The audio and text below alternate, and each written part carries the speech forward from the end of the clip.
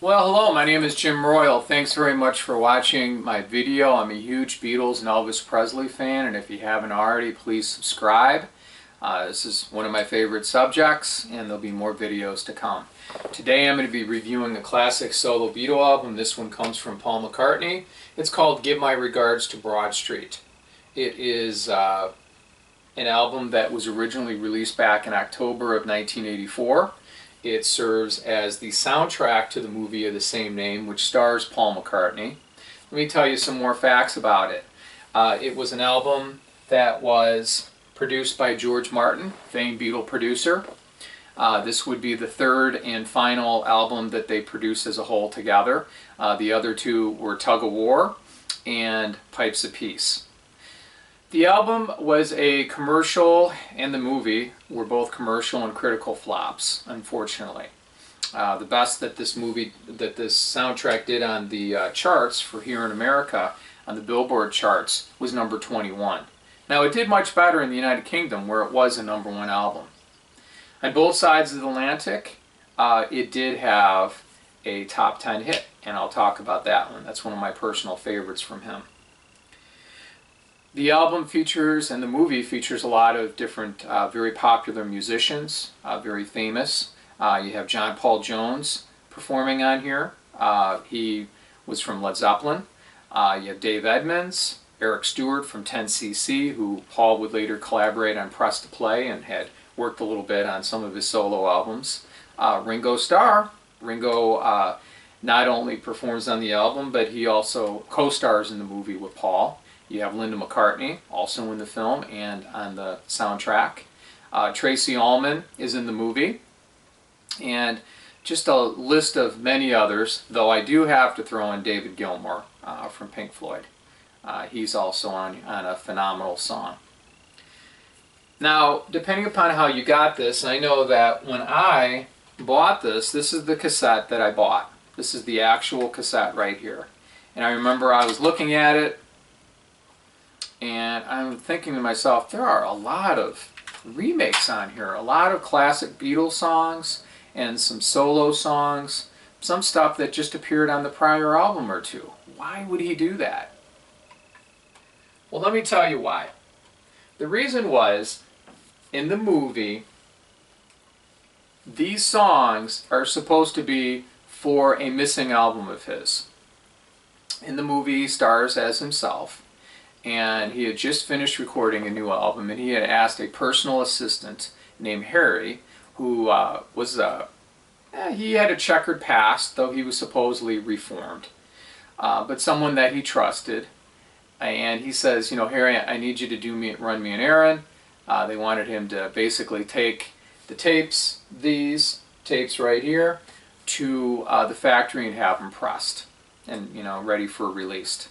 Well, Harry and the tapes never make it to the factory. They both go missing. So the next day, Paul's called into a record company meeting, and there had been recently a new large shareholder that had taken over a large amount of the company and called the shots there. The mysterious man, older man in black and wearing black shades. And he informs Paul that he has until midnight to basically produce these tapes, or otherwise Paul will pay very dearly for it. So the movie shows what is a very busy day in Paul's life.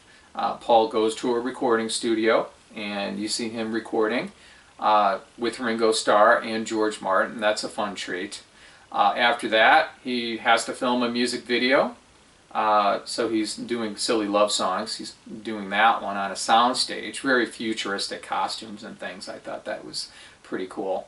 And then he goes to the BBC radio to do an interview, and he performs some more. So I'm not going to tell you how it ends, but the point of the songs being remade they are supposed to be for a new album that was going to be coming out. That is the reason. And there's a lot of music, there's a lot of performances in here, and it would look very silly if they're lip syncing to the original recordings of the Beatles. It just would not look good. Now the songs that he selected, I thought he did a really good job. He selected a lot of mellow and ballad type songs that had very little involvement with the other Beatles anyway. Now he's got Ringo Starr on here, so if Ringo had played on the original one, then he's also on most of these too, and that was nice. So let me tell you what the Beatles songs are that that he does. And the thing I like about this album is that pretty much the way that the way that they're on here, the order was the way that they were in the movie, and I thought that was pretty clever. So for Beatles songs that he redoes, "Good Day Sunshine," that's from Revolver. This is one that he plays all the instruments on, including drums. Except you have George Martin playing the piano. I thought it was a pretty good version. And in the movie, it's actually the DJ, they're listening to the radio in the car, and the DJ is saying, he's talking about, this takes you back to 1966, and he doesn't say who it is, but, he says, "Do you remember this one?" It's the Beatles, supposed to be, but they don't make any mention of that. All right, next song that's a remake is "Yesterday." Classic. This is a brass arrangement. I thought he did a very good job on this. It's just, it's wow, it sounds good. It's amazing how he's going back almost 20 years with these songs, and they just sound so good. I like it. So this was from Help originally, and then he does Here, There, and Everywhere, another song from Revolver. Other Beatles songs on here: For No One, another Revolver song. Eleanor Rigby, another one. And Long and Winding Road. Long and Winding Road, I think, is really kind of fun because it gets you to see how he originally wanted Long and Winding Road to sound. What had happened was with Let It Be that this finally appeared on. It was recorded during the Get Back sessions. It was supposed to be a very sparse piano arrangement. Phil Spector got hold of the tapes. Paul did not authorize the final release the way it was. It had female voices on it. It had a lot of strings. And it's not the vision that Paul had for it. So you get a better idea listening to this of, hey, you know what? This sounds really good. Now this has an updated modern sound for the time. And one thing that was in vogue at the time was the saxophone.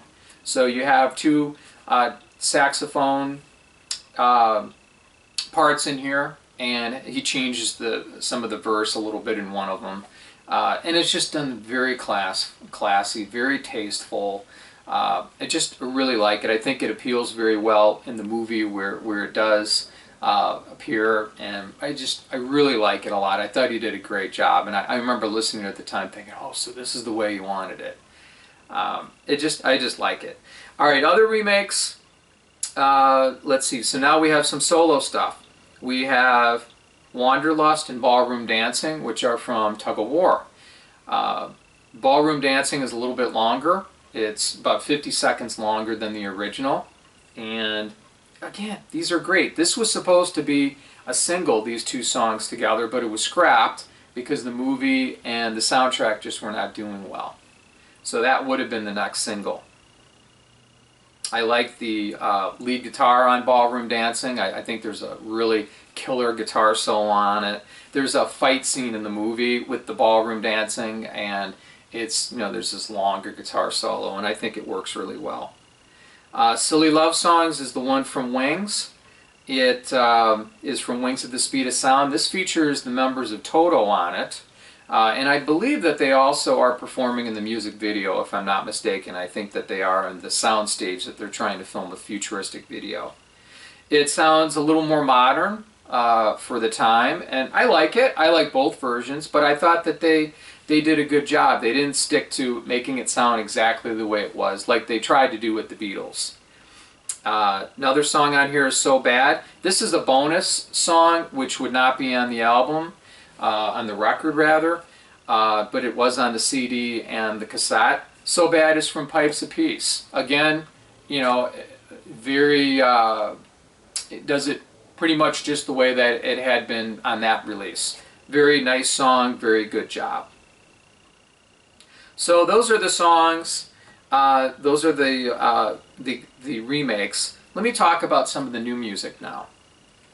There's very little new music on here. Now there is some incidental music on here. Song, like instrumental. There might be just a short little song that helps carry on the plot of the movie or conveys a feeling. But as far as new material, there's very little regular rock songs on here. Let me start out. No More Lonely Nights, the ballad. This is, let me show you the single here on this. This is the 12-inch that I bought back in the day, and it features the play-out version, which is a rock version of it, the ballad, an extended version, and it also has silly love songs on it. Let me make sure I said that right. Did I have the play-out? No, it features the extended version of it, silly love songs, and the ballad. Okay, not the play-out. I'll talk about the play-out in a little bit. So, anyway, it's a fun song. I think it's one of my favorite songs, personally, from the 80s from Paul. No More Lonely Nights. Originally, he was trying to do a cover, a title cut, Give My Regards to Broad Street, and he just couldn't get it. He says, I just couldn't figure it out the way I wanted it. So this particular song, the producers and him felt that it conveyed, what they wanted to throughout the movie. This is a wonderful ballad. This is a rocker. This is everything I think that Paul McCartney was about and is about, and I think it just works. I think he was just on his game with this one. It features David Gilmour from Pink Floyd playing guitar and just doing a killer improvised guitar solo. You've got to check this out if you haven't heard it. I love it. It's one of my favorite songs from Paul solo. I just love it a lot. I love the music video. It's wonderful. David Gilmour talks about this song. He says it was a very productive 3-hour session back in November of 1982 when this was recorded. And he says that Paul played the piano and he did the vocals live. I just love it. You got to check it out. I mean, this is just, I can't say enough about how good this song is. It's just one of my favorites. All right, so other new music is incidental music, corridor music. Okay. By the way, this was the single that I was talking about. This was his top 10 single on both sides of the Atlantic. Corridor music, I don't even remember where this is in the film, but it is probably about half a minute long, and it's just kind of there, but it's a soundtrack, so it's going to include some of that. Alright, next song on here that's new somewhat is Silly Love Songs, the reprise. When they're performing this Silly Love Songs, they're performing it on the soundstage, they're filming this video, this futuristic, then it goes off to the next scene, and you hear an instrumental version of it. It sounds cool. It sounds pretty interesting.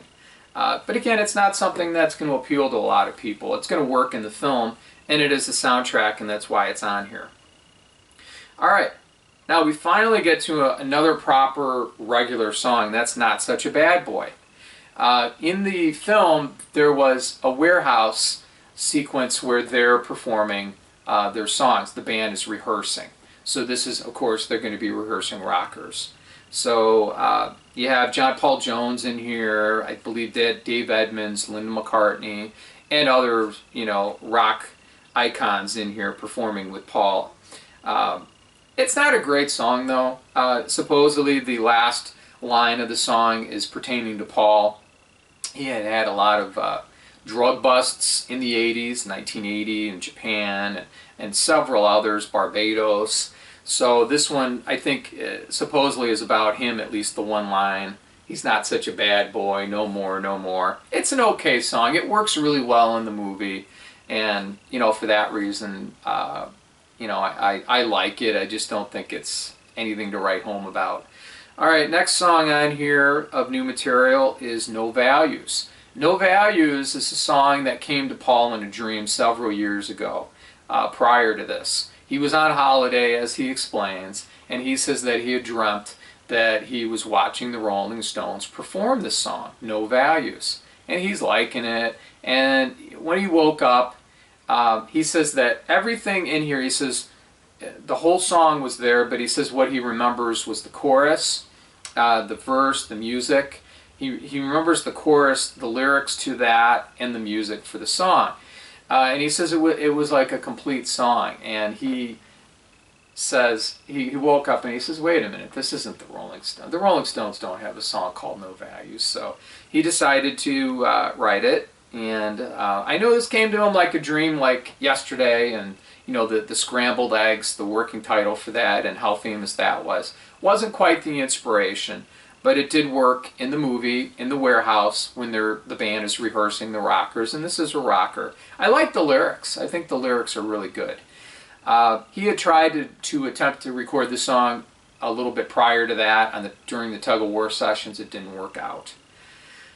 All right, No More Lonely Nights. This is a short instrumental, and it's okay. It's good. And then you have Eleanor Rigby and Eleanor's Dream. Eleanor's Dream is an instrumental version. This is my favorite part of the film.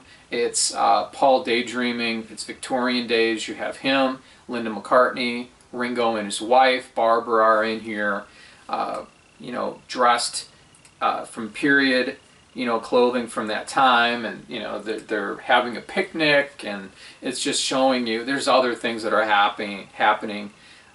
It's a really good. I love the song. The song is kind of a continuation of Eleanor Rigby. As they explained, it's similar to music from The Family Way, which is music that Paul had worked with George Martin on. Just really clever. I love it. I just think it's just kind of fun. Like, well, where would Eleanor Rigby continue? And it gives you an idea. No More Lonely Nights playout version. This is the rocker. They wanted some up-tempo music, so that's what he gave them when the credits were rolling. And I would have to say, on a scale of 1 to 10, 10 being the best, I would give this a 7. The reason why is because I think the production is exceptional. I'm going to show you this as we get ready to end here. I find it a delightful film for what it is. I find no faults in the music. I think he's on his game with this, and I explained to you why I felt that he chose to record this, remake Beatles songs.